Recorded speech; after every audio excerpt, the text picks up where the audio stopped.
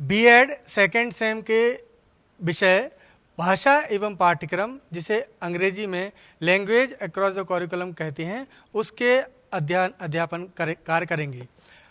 क्रियात्मक अनुसंधान क्या है, इसकी प्रमुख विशेषताएं, क्षेत्र, पद एवं लाभ लिखिए। क्रियात्मक अनुसंधान अंग्रेजी शब्द के एक्शन रिसर्च शब्द का हिंदी रूपांतरण है, जो दो शब्दों से मिलकर बना हुआ है, एक्शन तथा रिसर्च। अब क्रियात्मक अनुसंधान के अर्थ को समझें, उससे पहले अनुसंधान का अर्थ समझ लें तो ज़्यादा अच्छा होगा। अनुसंधान शब्द अंग्रेजी शब्द रिसर्च शब्द का हिंदी रूपांतरण है। रिसर्च शब्द दो शब्दों से मिलकर बना हुआ है, री धन सर्च, जिसमें री का अर्थ होता है बार बार तथा सर्च का होता है खोज करना।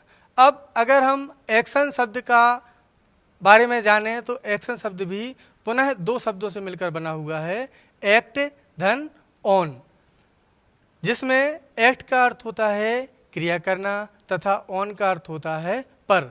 अतः हम एक्शन रिसर्च के शाब्दिक अर्थ के बारे में समझें तो इसका अर्थ हुआ किसी समस्या पर त्वरित क्रिया कर उसका बार बार खोज करना। क्रियात्मक अनुसंधान को परिभाषित करने के लिए विभिन्न विद्वानों के द्वारा भिन्न परिभाषाएं दी गई हैं। क्रियात्मक अनुसंधान का विकास अमेरिकी विद्वान स्टीफन एम कोरे के द्वारा किया गया, जिनके अनुसार क्रियात्मक अनुसंधान वह प्रक्रिया है जिसके द्वारा एक अन्वेषक अपनी समस्याओं को निर्देशित करने के लिए, ठीक करने के लिए तथा उनके निर्णयों एवं कार्यों का मूल्यांकन करने के लिए वैज्ञानिक अध्ययन करता है। दूसरी परिभाषा राष्ट्रीय बेसिक शिक्षा संस्थान के अनुसार है, जिसके अंतर्गत क्रियात्मक अनुसंधान वह अनुसंधान है जिसका प्रयोग व्यक्ति अपने उद्देश्यों को अधिक प्रभावशाली रूप से सफलता पाने के लिए करता है। एक अध्यापक शिक्षा में सुधार लाने के लिए तथा एक विद्यालय का प्रबंधक अपने प्रशासनात्मक व्यवहार में सफलता प्राप्त करने के लिए अनुसंधान करता है। तीसरी परिभाषा जो है वो कार्टर महोदय के द्वारा दी गई है। इनके अनुसार क्रियात्मक अनुसंधान शिक्षकों, निरीक्षकों एवं प्रशासकों द्वारा अपने निर्णयों तथा कार्यों में गुणात्मक सुधार लाने के लिए किया जाने वाला अनुसंधान है। एक और महत्वपूर्ण परिभाषा जो मौले महोदय के द्वारा दी गई है, इनके अनुसार शिक्षा में क्रियात्मक अनुसंधान से अभिप्राय तात्कालिक समस्या के हल के लिए किए जाने वाले अनुसंधान से है। ये प्रमुख परिभाषाएं हैं जिनके आधार पर हम क्रियात्मक अनुसंधान के अर्थ को समझ सकते हैं। अब हम पढ़ेंगे क्रियात्मक अनुसंधान की विशेषताओं के बारे में। इसमें पहली विशेषता है वैज्ञानिक अनुसंधान के सभी पद। क्रियात्मक अनुसंधान जो होता है उसमें वैज्ञानिक अनुसंधान के सभी पद सम्मिलित होते हैं। दूसरा बिंदु है स्वयं की समस्या का समाधान। क्रियात्मक अनुसंधान के अंतर्गत शिक्षा अपने अध्ययन में जिन समस्याओं को पाता है उन समस्याओं का समाधान ढूंढने का प्रयास किया जाता है। तीसरा बिंदु है दैनिक समस्या का हल। क्रियात्मक अनुसंधान के अंतर्गत शिक्षक कक्षा में जो दैनिक कार्य करते हैं उन दैनिक कार्यों में जो विभिन्न प्रकार की समस्याएं उत्पन्न होती हैं उनका समाधान ढूंढने का प्रयास किया जाता है। चौथा बिंदु है उद्देश्यों की प्रभावशाली ढंग से प्राप्ति। इसके अंतर्गत कक्षा शिक्षण के दौरान शिक्षक जो शिक्षण कार्य करता है वह अपने उद्देश्यों को कैसे प्रभावशाली ढंग से प्राप्त कर सकता है, इस बात का ध्यान रखा जाता है। पांचवा बिंदु उपयुक्त हल प्रस्तुत करना। क्रियात्मक अनुसंधान के द्वारा किसी समस्या का प्रमाणिक, वैज्ञानिक एवं उपयोगी हल प्रस्तुत किया जाता है। छठवां बिंदु है विद्यालय प्रणाली में सुधार। एक अध्यापक अपनी शिक्षण विधि में सुधार करता है तथा विद्यालय का प्रबंधक अपने प्रशासनात्मक कार्यों में सुधार करता है। अतः इस तरीके से संपूर्ण विद्यालय की कार्यप्रणाली में सुधार क्रियात्मक अनुसंधान से किया जाता है। सातवां बिंदु है क्षेत्र स्थानीय क्रियात्मक अनुसंधान का क्षेत्र स्थानीय स्तर का होता है। 8वां बिंदु है दैनिक कार्यक्रम का अंग। कक्षा अध्ययन में शिक्षक का जो दैनिक कार्य होता है उसका क्रियात्मक अनुसंधान अभिन्न अंग होता है। जनतांत्रिक भावनाएं। क्रियात्मक अनुसंधान जनतांत्रिक भावनाओं पर आधारित होता है। और अंतिम विशेषता इसकी है रूढ़िवादिता में परिवर्तन। क्रियात्मक अनुसंधान रूढ़िवादी विचारों में परिवर्तन पर बल देता है। ये इसकी प्रमुख विशेषताएं हैं। इसके पश्चात अब हम क्रियात्मक अनुसंधान के विभिन्न क्षेत्रों का अध्ययन करेंगे, जिसके अंतर्गत पहला बिंदु है कक्षा शिक्षण विधि में सुधार। क्रियात्मक अनुसंधान के अंतर्गत हम कक्षा शिक्षण में शिक्षक के द्वारा जो कार्य किया जाता है उसमें कैसे उपयुक्त विधि का प्रयोग कर सकते हैं, यह क्रियात्मक अनुसंधान का क्षेत्र है। दूसरा बिंदु है कक्षा में सहायक सामग्री की उपयोगिता। विभिन्न प्रकार की सहायक सामग्रियों के माध्यम से हम अपने शिक्षण को कैसे प्रभावी बना सकते हैं, यह भी क्रियात्मक अनुसंधान के क्षेत्र के अंतर्गत आता है। तीसरा बिंदु है विद्यार्थियों की अध्ययन में रुचि में सहायता। बहुत सारे विद्यार्थी कक्षा में ऐसे होते हैं जिनकी अध्ययन अध्यापन कार्य में रुचि नहीं होती, यह भी क्रियात्मक अनुसंधान का क्षेत्र है। अगला बिंदु है गृह कार्य करके ना लाना। बहुत सारे विद्यार्थी कक्षा में उपस्थित रहते हैं किंतु वह अपना गृह कार्य समय पर पूर्ण नहीं करते, यह भी क्रियात्मक अनुसंधान का क्षेत्र है।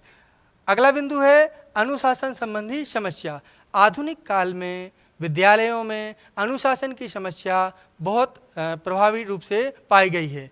अनुशासन संबंधी समस्याओं के समाधान का क्षेत्र भी क्रियात्मक अनुसंधान के अंतर्गत आता है। 6वां बिंदु है कक्षा में अनुपस्थित रहना। बहुत सारे विद्यार्थी आजकल कक्षाओं में उपस्थित नहीं होते हैं, यह क्षेत्र भी क्रियात्मक अनुसंधान का क्षेत्र है। अगला बिंदु है स्कूल से भाग जाना।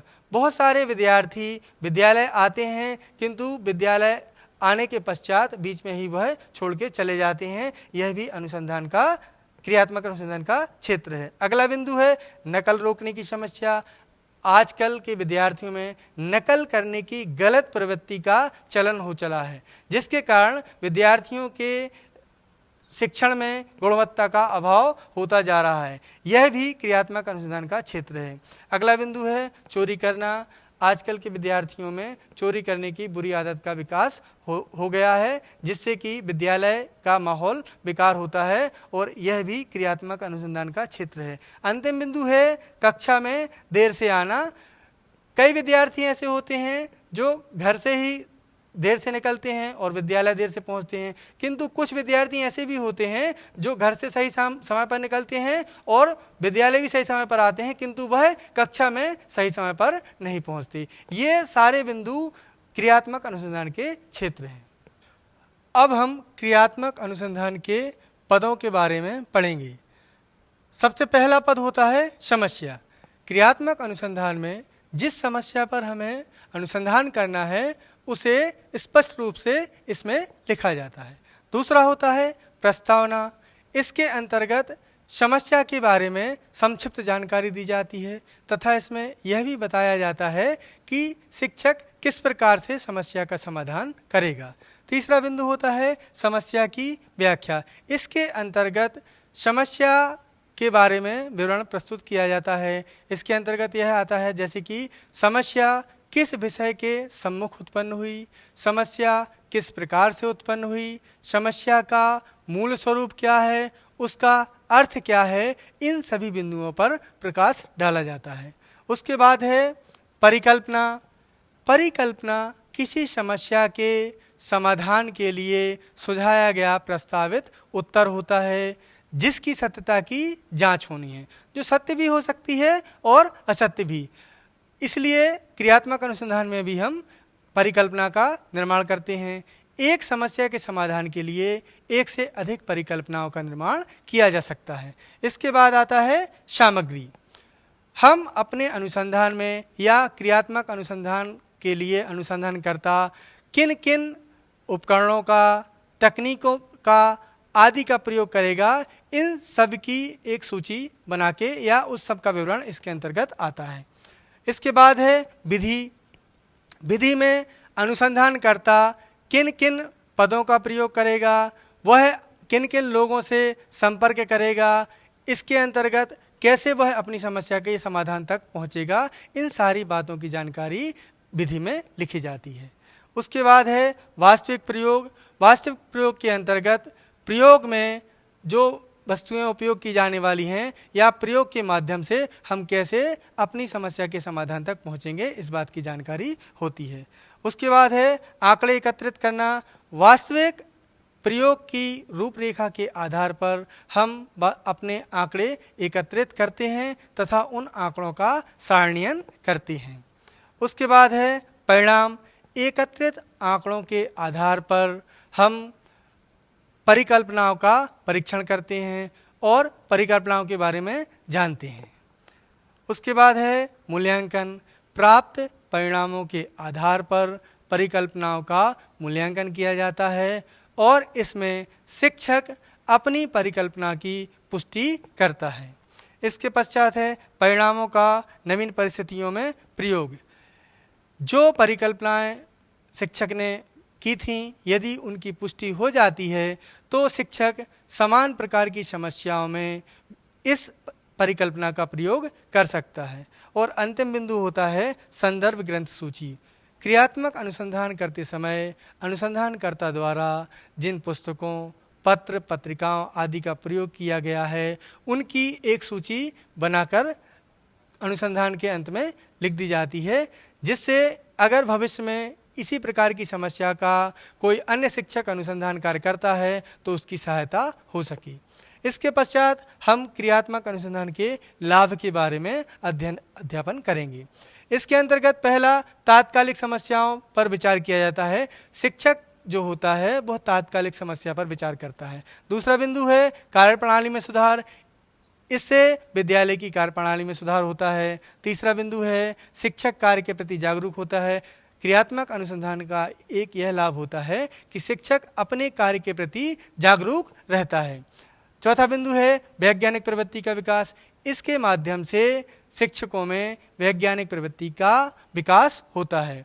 पांचवा बिंदु है शोध के पदों से परिचय। क्रियात्मक अनुसंधान के माध्यम से शिक्षकों को शोध के सभी पदों का ज्ञान प्राप्त हो जाता है। इसके बाद है छठवां बिंदु पढ़ने के लिए प्रेरणा। क्रियात्मक अनुसंधान के कारण शिक्षकों को पढ़ने की प्रेरणा मिलती है और वह नवीन समस्याओं के अध्ययन के लिए विभिन्न विषयों को पढ़ने के लिए प्रेरित होते हैं। उसके पश्चात है छात्रों की आकांक्षा स्तर में वृद्धि। क्रियात्मक अनुसंधान के माध्यम से हम विद्यार्थियों की विभिन्न समस्याओं का समाधान प्रस्तुत करते हैं, जिसके कारण विद्यार्थियों की आकांक्षा स्तर में तथा उपलब्धि स्तर में वृद्धि होती है। इसके पश्चात है विद्यालय प्रशासन में सुधार। क्रियात्मक अनुसंधान के माध्यम से जब हम विभिन्न समस्याओं को प्राप्त करते हैं और उनका समाधान प्रस्तुत कर देते हैं तो इससे विद्यालय के प्रशासन में सुधार होता है। जनतांत्रिक मूल्यों का विकास। क्रियात्मक अनुसंधान में जनतांत्रिक मूल्यों का विकास करने का प्रयास किया जाता है। और अंतिम बिंदु है विद्यालय को आधुनिक बनाते हैं। जो क्रियात्मक अनुसंधान है वो विद्यालय को आधुनिक बनाते हैं।